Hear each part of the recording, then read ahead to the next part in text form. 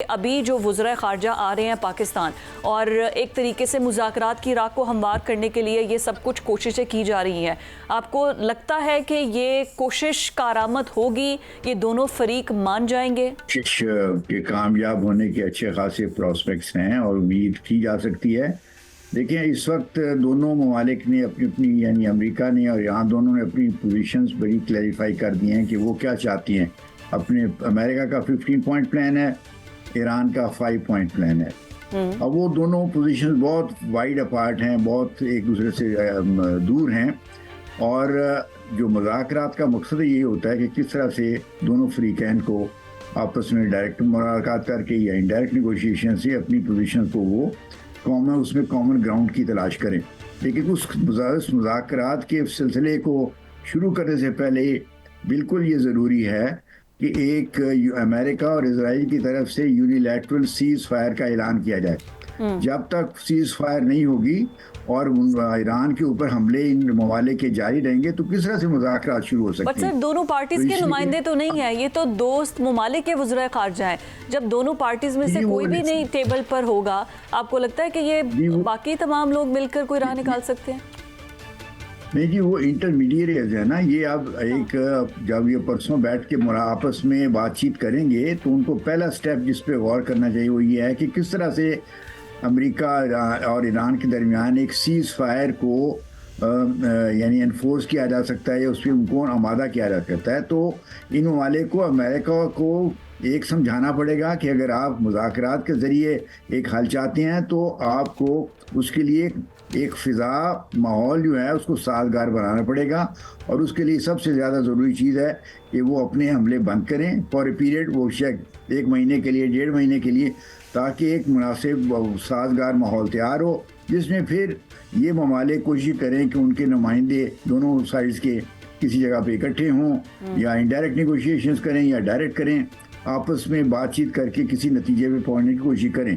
तो उनको अब उनकी कोशिश यही है कि जल्द अज जल्द किसी वो तस्वीर ऐसा हो जाए जिसमें फिर उनको फेस सेविंग मिल जाए। फेस सेविंग मिल जाए, यही कोशिश है। बिल्कुल ठीक हो गया, बिल्कुल ठीक हो गया। मैं गुल साहब आपकी तरफ आऊँगी। अब ये जो फेस सेविंग की बात कर रहे हैं सर, क्या सिर्फ पाकिस्तान ही है अभी करंटली जो कि फेस सेविंग दे सकता है अमेरिका को? और दूसरा कि कितना लॉस अभी तक ओवरऑल अगर देखा जाए, मैं सिर्फ not in the amount of physically या उनके सोल्जर्स को, या वैसे उस अमेरिका की एक जो भरम था ना उसको कितनी ठेस पहुंची है कि भाई हम सुपर पावर हैं और पिटाई लगा दिया ईरान ने उनकी। बिस्मिल्लाहिर्रहमानिर्रहीम, बहुत बहुत शुक्रिया, आपने मदऊ किया। देखिए, अमेरिका का तो जिसको कहते हैं ना इज्जत पलीद हो गई है, वो तो बात हकीकत है और इसके अंदर कोई शक व शुबा नहीं रहा कि बतौर सुपर पावर उनकी एग्जिस्टेंस के ऊपर एक सवालिया निशान तो खड़ा हो गया। अब ये देखना यह है कि ये सवालिया निशान कितनी देर तक कायम रहेगा। अगर तो अमेरिका के अंदर ज़रा भी अकल हुई, जो कि लगती नहीं है, तो फिर तो ये जंग वो जितनी जल्दी ख़त्म कर ले। पाकिस्तान की इस टाइम पे एक खिदमत मौजूद हैं और ख़ित्ते के अंदर लोग ये चाहते भी हैं कि अमन हो जाए, क्योंकि अरब दुनिया जो कि उनके लिए एक ATM का किरदार अदा कर रही है, इस टाइम पे उनका कारोबार मुंजमद हो चुका है, बल्कि नुकसान में जा रहा है।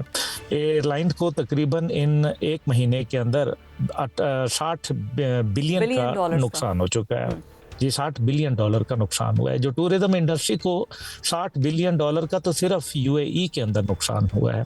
इसकी वजह से जो अगर कमाएंगे नहीं तो इनको कहाँ से देंगे अमेरिका को? This is one thing. जो दूसरी बात है आबनाए हुर्मुज़, वो तो बात तय हो गई कि वो ईरान के कंट्रोल में है आज भी और आइंदा मुस्तकबिल में भी। जो मर्जी हो जाए, ईरान को पीठ लगा दें, जो मर्जी कर दें, आबनाए हुर्मुज़ तो ईरान ही कंट्रोल करेगा। तीसरी जानिब जो बात नज़र आ रही है वो तन्हाई की है। अमेरिका तन्हा हो चुका है, कभी नेटो को धमकी लगाता है, कभी यूरोपियन यूनियन को और कभी ना जाने किस किस को। खुद अपने आप को भी मेरे ख्याल में धमकी लगा देते हैं वो जब उनको मौका मिलता है। लेकिन मसला ये है कि ये धमकियों से जंगें जीती नहीं जाती। हकायक और होते हैं। जब सारी दुनिया को पता चल रहा है कि डोनाल्ड ट्रंप अपना तमस्खर बना रहे हैं, जब वो ये कह रहे हैं कि नहीं नहीं हमारे तो बहुत ज़बरदस्त किस्म का सिस्टम मौजूद है और ईरान जो है भीख मांग रहा है, हम सबको पता है कि कौन भीख मांग रहा है। अभी उन्होंने आज की तकरीर में ये कहा कि 9 जहाज़ पाकिस्तान ने गिराए भारत के। तो अपने जो उनके 16 गिर गए हैं और जो उनका F-18 और F-35 गिर 35 चुका, जो उनके दो दूसरे बहरी बेड़ा गर्क हो चुके, अब्राहम लिंकन और जेराल्ड फोर्ड। अब लेकिन ये क्या अमन की तरफ जा रहे हैं? तो उसका तो जवाब मुझे अमन का नज़र नहीं आ रहा। उसकी वजह यह है कि एक तरफ आप 5000 मरीन्स को, 2082 एयरबोर्न के ट्रुप्स को, यूएसएस ट्रिपोली को, जिसके ऊपर एम्फीबियस ऑपरेशंस के लिए सपोर्ट हेलीकॉप्टर मौजूद हैं, और यूएसएस सैन डिएगो जो एम्फीबियस मिशंस के लिए इस्तेमाल किया जाता है, आप उनको भेज रहे हैं। आप खार्क के ऊपर हमले की बात करें। और ये अभी इतनी खूबसूरत बातें हमारे पैनलिस्ट ने की है कि पाकिस्तान का किरदार कैसे, पाकिस्तान के अंदर हम वज़रा ख़ारजा कॉन्फ्रेंस मुनक्किद कर रहे हैं, we are putting efforts toward peace. लेकिन इंडिया को मसला क्या है हमसे? हम क्या करें? कभी वो कुछ बातें करना शुरू कर देता है, जेशा का कल हमने जिक्र किया था, अब उन्होंने डिसइन्फोलैब वाली हरकतें शुरू कर दी हैं, गलत प्रोपेगेंडा किया जा रहा है पाकिस्तान का नाम लेकर और ये खबरें फैलाई जा रही हैं। देखिए फिजा, भारत को शिकस्त के बाद अब थोड़ी सी एक आधी स्लैप पड़े काफ़ी देर हो गई है। अच्छा। जो उसको चैन नहीं आ रहा। मोदी साहब ने दौरा भी किया और 18,000 के करीब जानवर जो हैं वो इसराइल को भी दिए कि मैं आपको इनको वर्दियां बनाकर आपके पास भिजवा दूंगा। ये सारी बातें वो कर रहा है, लेकिन पाकिस्तान के साथ उसको समझ आ गई है कि इसके साथ लड़ाई जो है वो समझ नहीं आ रही है। अब उसको नज़र आ गया कि यहाँ से मारेगा, लिहाजा उसने इंफॉर्मेशन वारफेयर में दिलचस्पी ली है और वारफेयर का महाज खोल दिया। लेकिन इस बार बंदूक उसके हाथ में नहीं है, बल्कि सोशल मीडिया से वो पाकिस्तान के ऊपर उसने एक बहुत बड़ा अटैक किया है। अच्छा, गूस एक्स अकाउंट की बात सामने आई है। ये गूस एक्स अकाउंट जो है ये नाम ले रहे हैं ईरान न्यूज़ या ईरान टीवी।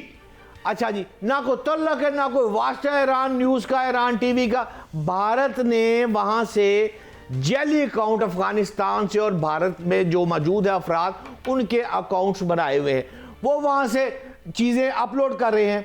अच्छा, बात ये है, ये जो डिजिटल बैटल फील्ड है ना, मैं समझता हूँ अब AI कह ले, वीडियोस कह ले, ये जंगों में बहुत अहम हो गई है। नैरेटिव, आप एक नैरेटिव, ठीक कह रही हैं, नैरेटिव बनाते हैं और दूसरों की आवाम को बेवकूफ़ बनाते हैं, कंफ्यूज करते हैं और मिसट्रस्ट करते हैं। मतलब मैं पाकिस्तानी अवाम से भी ये दरख्वास्त करूंगा कि सवाल ये अहम नहीं है कि कौन कर रहा है, भारत कर रहा है या इसराइल कर रहा है। सवाल यहाँ अहम है कि हम कितनी जल्दी इस बात का यकीन कर लेते हैं कि ये ईरान हमारे साथ नाराज हो गया या जनाब दूसरा मुल्क हमारे साथ नाराज हो गया।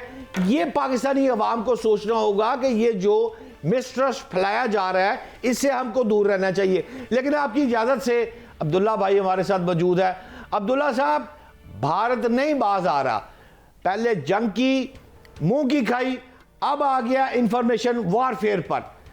ये कब तक हम इसकी ये बगैरतियाँ जो है, माजरत के साथ लफ्ज़ इस्तेमाल कर रहा हूँ, ये हम बर्दाश्त करते रहेंगे?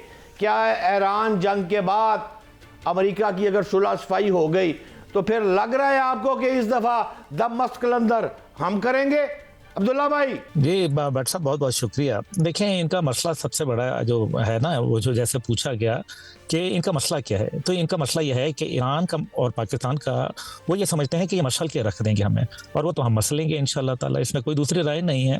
अब जो जंगी सतह के ऊपर तो हमने मशल दिया, अब सिफारती सतह के ऊपर पाकिस्तान का कद काठ बढ़ रहा है और उनको ये गम खाया जा रहा है कि net security provider south east Asia का किरदार तो भारत को दिया गया था, लेकिन किरदार तो पाकिस्तान अदा कर रहा है। इसका मतलब है मुस्तकबिल में ये किरदार पाकिस्तान की झोली में आ पड़ेगा, जिससे न सिर्फ मशरिक़ वस्ता के अंदर तमाम सिक्योरिटी पाकिस्तान के हाथ में आ जाएगी, बल्कि पाकिस्तान के हाथ में वो मईशत भी आ जाएगी, जिससे पाकिस्तान न सिर्फ एक मजबूत न्यूक्लियर पावर के तौर पर, एक जिम्मेदार न्यूक्लियर पावर के तौर पर उभरा, बल्कि दुनिया के अंदर अमन लाने का भी काम किया। जिस पाकिस्तान को भारत के चश्मे से दुनिया देखती थी, जिसके अंदर एपी सेंटर ऑफ टेररिज्म बताया जाता था, आज दुनिया ने वो चश्मा उतार के फेंक दिया और अब वो हकायक की दुनिया से पाकिस्तान को देख रहे हैं और पाकिस्तान का एपी सेंटर ऑफ पीस के तौर पर समझा जा रहा है। जिन घोस्ट अकाउंट की आपने बात की, वो घोस्ट अकाउंट जो हैं वो तमाम के तमाम, देखिए, उनका 3 बुनियादी मकासद होते हैं। पहली बात यह है कि इनिशिएट करना, इनिशिएट भारत की डिश इन्फो लैब और वहाँ मुख्तलिफ अकाउंट से हुआ। उसके बाद प्रोलिफरेट कराना, उसको आगे फैलाना, उससे अफगानिस्तान और इसराइल से उसको मज़ीद फैलाया गया और फिर उसको एम्पलीफाई करना, मज़ीद उसको तक़वियत देना ताकि जो यूट्यूबर और दीगर भगोड़े लोग पाकिस्तान के गद्दार मुल्क से बाहर बैठे हैं उनको इस्तेमाल किया जाता है। अब ये डिसइंफॉर्मेशन क्यों कही जा रही है? इसलिए ताकि पाकिस्तान का जो मशबत किरदार मगरिब और मशरिक़ वस्ता के दरमियान और ईरान के अवाम के साथ जो एतमाद साजी है उसको ठेस पहुंचाई जाए और दो कौमों को आपस में एक दूसरे से बदजन किया जाए। ये दुश्मन के तरीक़ेकार होते हैं। इससे पहले भारत, आपको याद होगा कि अगर पुरानी किताबें पढ़ें तो उसमें पता चलता है कि विष कन्या एक लफ्ज़ इस्तेमाल होता था। ये कौन थी? जिनको बचपन से दूध के साथ जहर पिलाया जाता था, खूबसूरत लड़कियां होती थीं, फिर इनको दुश्मन के जो जगहें होती थीं उनके ऊपर भेजा जाता था ताकि ये दुश्मन के अंदर कोई ना कोई एक गलत किरदार अदा करें और आहिस्ता आहिस्ता जो जहरीले अपने जिनको नाखून मार देती थीं, दांत काट लेती थीं, तो उससे जो उनका दुश्मन होता था वो मारा जाता था। ये इनका पुराना तरीका है। ये चाणक्य की फार्मूला है। ये चाणक्य का फार्मूला असल में हिंदुत्व का नजरिया उनको फेल होता नजर आ रहा है और यही वजह है ने उनको इतना नाक में दम करके रखा हुआ है ना कि इस वक्त अपनी इज्जत बचाना बहुत मुश्किल हुआ है। तो वो आज आके आसान इजी टारगेट किया, पाकिस्तान को कर दो, पाकिस्तान की नफरत भेज दो, लेकिन अब उनकी आवाम बेवकूफ़ नहीं बनेगी।